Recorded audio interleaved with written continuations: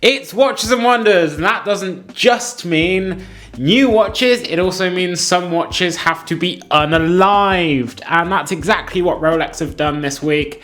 So let's delve into what Rolex have from the collection. I'm not gonna say the D word, the unalived word. The algorithm hates it, but let's get into it. But first, I'm not a watch expert. I'm just a nerd about these things. Even though I'm just wearing this, I like them. They're cool. But if I get anything wrong, pop down in the comments, let me know. And whilst you're down there, why not like, subscribe, ding that bell icon so you never miss another video. Maybe click the join button. That would be amazing. But you're amazing just for watching. Let's talk about what Rolex has unalived. We've talked a bit about what Rolex have released this year. We didn't cover a couple models. I will go over them here very, very quickly, the things that we didn't talk about. They released some new dial variations for the day date. For example, an official release for the ombre dial that was teased back during the Oscars.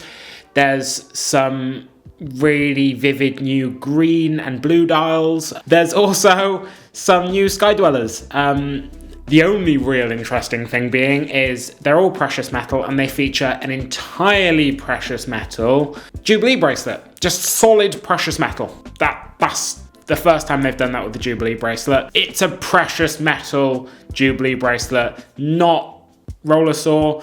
So that's cool. Not really that interesting. Not a new watch, just a new bracelet. So what have Rolex offed from the collection?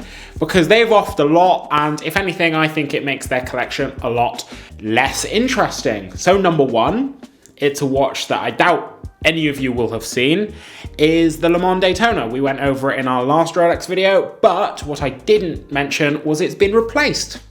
I didn't realize that at the time. It's been replaced with a new yellow gold version. The old Le Mans Daytona was white gold. It's been replaced with yellow gold. I think it's a gorgeous looking watch. It's beautiful, but given that it's a Le Mans Daytona, it's not really an on-catalogue piece. You're not going to be able to get one unless you literally get nominated by the Watches of Switzerland group. Yes, that's how it works.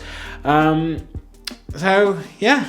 But what's been offed and not been replaced? Well, the big ticket item is the Yacht-Master 2. During my Rolex tier list video, I may have referred to it as disgusting, vomit-worthy, and I stand by that. Mechanically, very, very interesting. Mechanically, it's sort of on par with the Sky Dweller in terms of its complication, how cool it is. But it's ostentatious, it's ugly, it's niche as hell, and I just don't like it. And it says Yacht-Master 2 on the bezel. To me, that's so needless. It's gross, it's weird. I hate the Yacht-Master 2.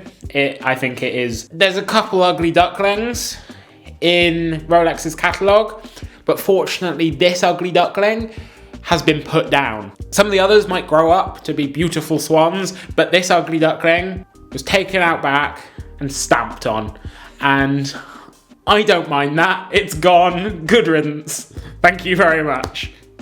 Goodbye to the Yacht-Master 2 and farewell. Yeah, now if you want an ostentatious, really impractical water sports watch, you can just get solid gold deep sea. Yeah, which is probably going to weigh as much as a yacht. The other big thing that's been axed, gone from the Rolex collection is, well, it's the palm and the motif dials. So I touched on the motif dials in our last Rolex video, in that it was the only other example I could think of Rolex doing ornamentation on the dial, other than some like off-catalogue day dates, like the orchestra one and stuff. Because obviously they've just introduced guilloche on the 1908 in the platinum, and this was the only other example I could think of where they added nice detailing to the dial and stuff. But it turns out it's dead. It's gone. So not only the motif dials, but also the palm dials, and that is every variation. Right, so what has been discontinued? In total, so there's 8, 16, 24, 32, 40, 48. 48 Rolex references have been discontinued. A whole lot of steel variants as well. So every single palm dial variant, whether it's green, whether it's the champagne or the silver variant, every single motif dial is gone.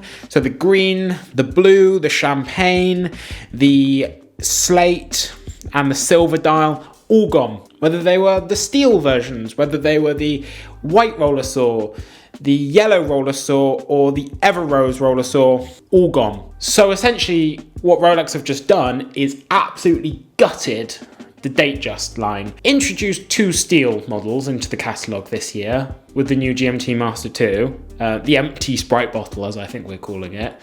And they've discontinued a bunch more steel models. This demonstrates Rolex trying to push up their average purchase value in a time where they can't even sell a lot of their precious metal watches. You go to a lot of Rolex dealers and you look in the window.